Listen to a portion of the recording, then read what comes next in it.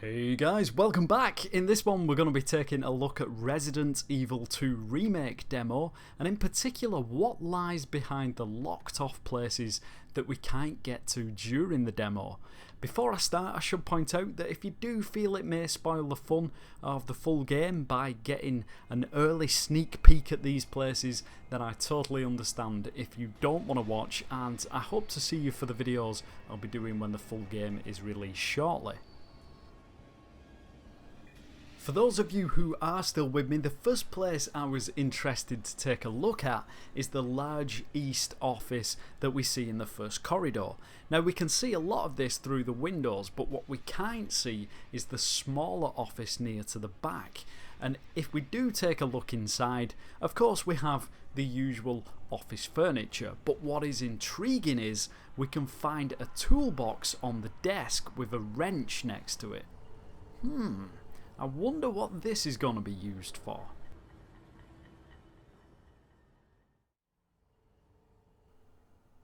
Just around the corner in the same corridor, we can find a gateway that's blocked up with a load of random bits of furnishings. And if we take a look at the map, we can see that the corridor continues behind all this. So let's go and take a look.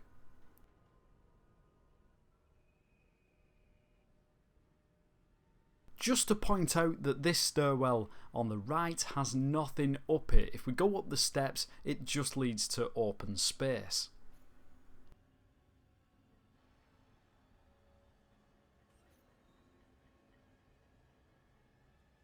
Heading down the corridor, we can find two key doors. According to the map, this is an interrogation room and an observation room. However, if we try to enter, there is nothing loaded up behind the doors.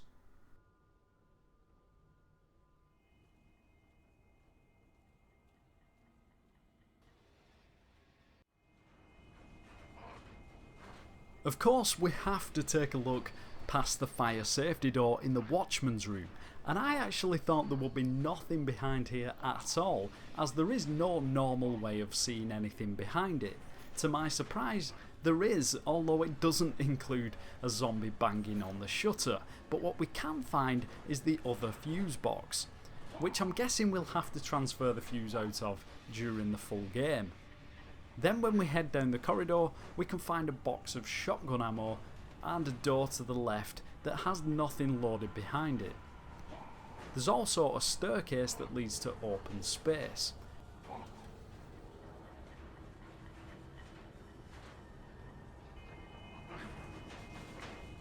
It possibly should be noted that the officer's legs are still behind the shutter, and no doubt we'll be seeing these again when the time comes to open this part of the station.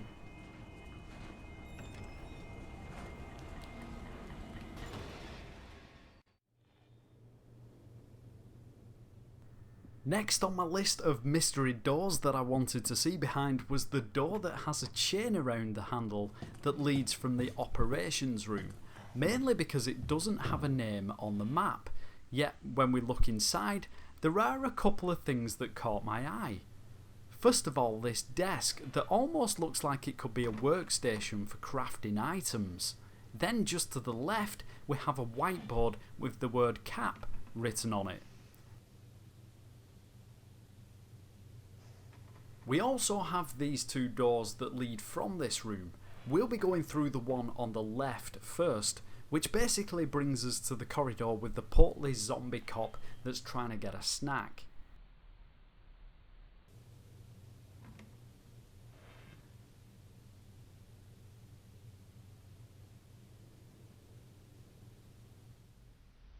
The door on the right leads to the records room, which gives me the heebie-jeebies anyway just by looking at it, never mind if it has some zombies lurking around inside.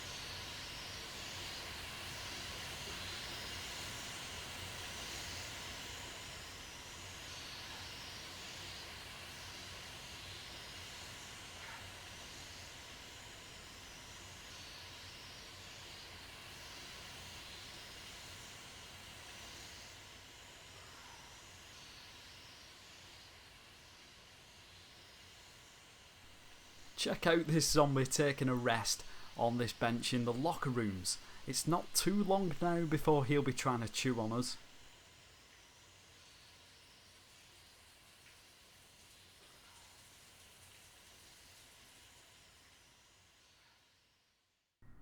We are coming towards the end of the video now, but there are still a couple more locked away places I was interested to take a look at. One of them being behind the door in the unicorn statue room, and again I wasn't expecting too much to be behind here, but as you can see we have another fully detailed corridor which looks pretty intense actually. Again, none of the rooms are loaded behind the doors leading from the corridor, but it doesn't really matter too much. I just really enjoy seeing things like this because in fact it makes me look forward to the full game even more. Just seeing these extra few rooms and wondering what's going to be waiting for us inside them.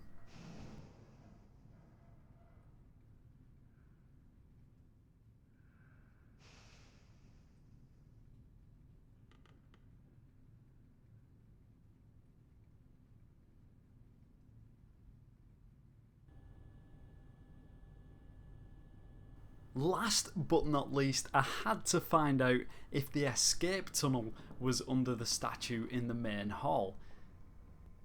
And check it out, it is actually under here, or at least some of it is anyway. How cool is this? It is a bit difficult to see what's down here being it's so dark, but I can make out a couple of objects like a lion statue and a globe. They look like they'll be decorative objects, but I guess we'll find out soon. So there we go, I hope you've enjoyed exploring these locked off rooms as much as I have, and it hasn't spoiled the full game too much for you. I don't know about you, but I can't wait to get playing the full game. When a demo is as good as this, then surely it can only be a good thing. So as long as nothing changes, hopefully I'll be able to bring you some videos of it in the near future, but for now and as always, take care guys.